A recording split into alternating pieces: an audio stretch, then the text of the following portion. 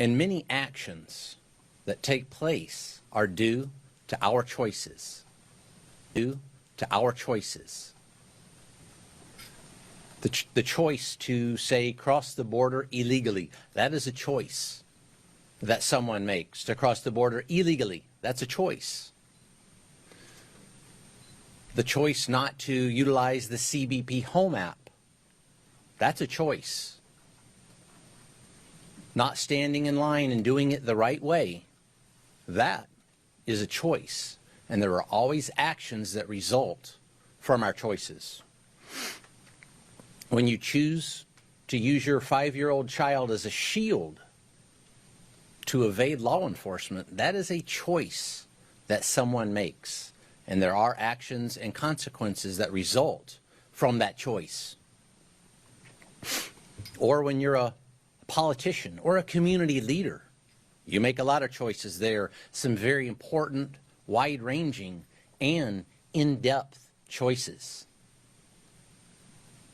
When, as a politician, if you choose collusion and corruption as a choice, then there are consequences and actions that take place because of that. That's one reason the U.S. Border Patrol and ICE are here in Minneapolis by the thousands, is because of those choices. When politicians, community leaders, and some journalists engage in that heated rhetoric we keep talking about, when they make the choice to vilify law enforcement, calling law enforcement names like Gestapo, or using the term kidnapping, that is a choice that is made. There are actions and consequences that come from those choices. And then when you choose, when someone chooses to listen to a politician, a so-called journalist, a community leader that spouted that type of vilification towards law enforcement or anything else, when you choose to listen to that, that is a choice, and there are consequences and actions there also. I think we saw that yesterday. And those actions and choices can obviously have tragic consequences, bad outcomes, outcomes that law enforcement never wants to see. Law enforcement never wants to see a bad consequence due to a poor choice. Now, these choices have reverberations throughout society. Let's take a look at, go ahead and put that on the screen, please. Yesterday, Border Patrol agents were engaged in a targeted law enforcement effort to apprehend this individual here, Mr. Jose Huerta Chuma. Look at his criminal record: domestic assault, intentional infliction of bodily harm, disorderly conduct. He's also got some other records there as well. This individual remains at large today. This individual is still roaming the streets today. This is the individual on that targeted law enforcement efforts that Border Patrol agents were engaged in yesterday when they were disrupted, assaulted, and prevented from conducting that Title VIII mission by individuals intent on making the choice to riot, to create anarchy, and to be a violent mob. This individual walks the streets today because of those choices made by politicians and those perhaps weaker-minded constituents that chose to follow directions of those politicians. Sad state of affairs.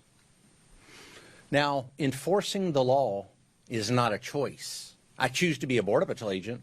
Mr. Marcos Charles chooses to be an ICE agent, but enforcing the law, that's not a choice, that is a duty. As we all know, those laws were enacted by Congress, signed by the executive, and upheld most of the time by the judiciary. Those are the laws of our land.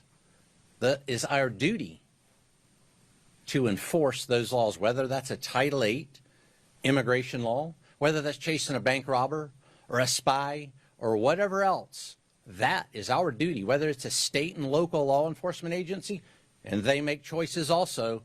Do they support federal law enforcement going after Mr. Jose Huerta Chuma, or do they not? We all make choices. Our Title VIII immigration mission continues. Next slide. Our Title VIII immigration mission continues unabated here in Minneapolis, despite yesterday's tragedy that was preventable by folks making better choices, politicians, journalists, and would-be anarchists and rioters. This individual from Laos was apprehended within the past 24 hours. This operation continues unabated. This is evidence of that. We will continue to make these streets a safer place. It is our duty, because we choose to be Border Patrol agents and ICE agents, to take individuals like that off the streets so we can make Minneapolis and America a safer place. Thank you. By the way, was in federal immigration Hold on custody. questions until the end. Mr. Marcos Charles will talk and we'll take questions at the end. Ma'am, thank you. Good afternoon. I know Commander Bovino spoke about yesterday's incident and situation, but I also want to draw your attention to the continued uptick in violence we're seeing against federal law enforcement officials, not just here, but across the country. Yesterday, here in Minneapolis, a crowd of violent agitators tackled an ICE special agent when one of our special response teams went to assist. A protester literally bit off part of that agent's finger. The officer received immediate medical attention on the scene and was transported to the emergency room for treatment. We do want to thank the people at the hospital for the assistance and the staff who treated our officer. The officer is recovering, but is now permanently maimed and has lost part of his finger. I don't think I have to tell you that this kind of violence is unacceptable, but I also don't think I need to tell you that this kind of violence is not a coincidence. When sanctuary politicians, activists, and the media work hard to create chaos and fear instead of using their platforms to reassure their communities, this is the result. The reality is, and this is what Commander Bovino and I have been talking about all week, we're out here to arrest dangerous criminal illegal aliens so they can't victimize innocent people in our communities anymore. Since the beginning of this operation, we've arrested over 3,400 illegal aliens, removing criminals, gang members, and terrorists out of Minnesota communities, detaining them in ICE custody for removal from the country.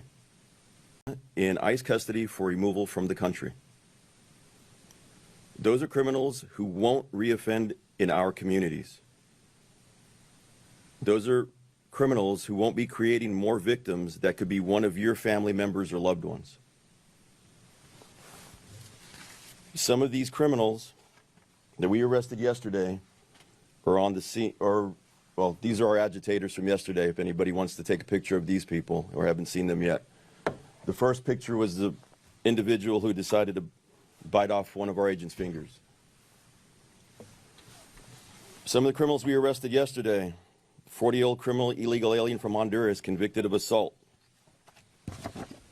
A 51-year-old criminal illegal alien from Laos convicted of assault also. A 45-year-old criminal illegal alien from the Ukraine convicted of first-degree robbery. And a 46-year-old criminal illegal alien from Laos who was convicted of facilitating child sex crime. ICE officers and agents are out there every day arresting the worst of the worst so law-abiding citizens in this country and in Minnesota can sleep easy at night. This work isn't about headlines, it's about public safety. We can now take some questions. Commander Rubino. He was previously in federal immigration custody in 2018 at a jail in Minnesota and then was released under the Trump administration again in 2018. You talk about choice. That was also a choice to release this individual, the man that you were targeting, obviously, to detain him. So if he was released in 2018 from federal immigration custody, why would that be the case? Why was that choice made? Yeah, I don't know the particular case in 2018 that you're talking about, but this individual that you want to put that back up there, please? That individual is now an illegal alien. It's my mission to find this illegal alien before he harms another American citizen and does harm. That's what I'm after there. And yet we can go back and look and blame in history. Right now, my mission is to take this individual off the street. And the main point here being is this individual is in the process of being taken into custody. Agitators, rioters, and anarchists prevented us from taking this individual into custody because of a very, very chaotic scene. This individual should be in custody right now, not out on the streets preying on Americans. That is the story that is most poignant here. Multiple videos from different angles of the shooting from yesterday, and at no point is he seen brandishing. I'm sorry, repeat that, please. We have seen multiple videos from the incident yesterday from different angles, and at no point do we see Alex Preddy brandishing a weapon. DHS Secretary Kristi Noem said that he was brandishing a weapon, and in the video we see him on the ground with his hands on his head. We see an officer leaving what it appears to be with the weapon after he extracted it from Preddy's waist area. Did the officers see the weapon? Did they see him brandishing the weapon at him? Sure. Many videos out there, many different accounts that you may see, that I may see, that anybody here may see. That, folks, is why we have something called an investigation, to take what you're talking about, to take those videos, to take witness statements, to take officer statements, all those minute details that will paint a true picture, not a freeze frame concept, and paint a larger picture of what really happened. That is why we investigate, so we can get to the truth, so there's not speculation. Speculation after 24 hours, you've got a lot of speculation in there. That officer, let's think of what those agents were doing on that scene, making a split-second decision. You've had 24 hours to try and armchair quarterback things. That agent had a split second to make a decision. Commander Rubino, between your agency, Commander It's Rubino. not speculation. Who's next? CNN right here. Commander, was Alex Preddy armed when he was shot? Again, the investigation is going to uncover all those facts, things like how many shots were fired, where were the weapons located. All those facts are going to come out in the investigation. I wasn't there wrestling that assaultive subject that was assaulting Border Patrol agents.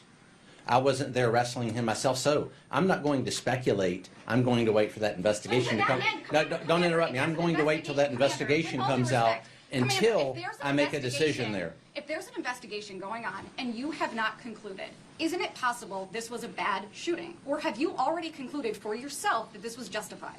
I've not concluded anything. I've not given you a conclusion. But what I do know, It's a bad shooting. what I do know is this individual was on that scene several minutes before that shooting, interfering with a lawful, legal, ethical law enforcement operation to arrest Jose Huerta Chuma.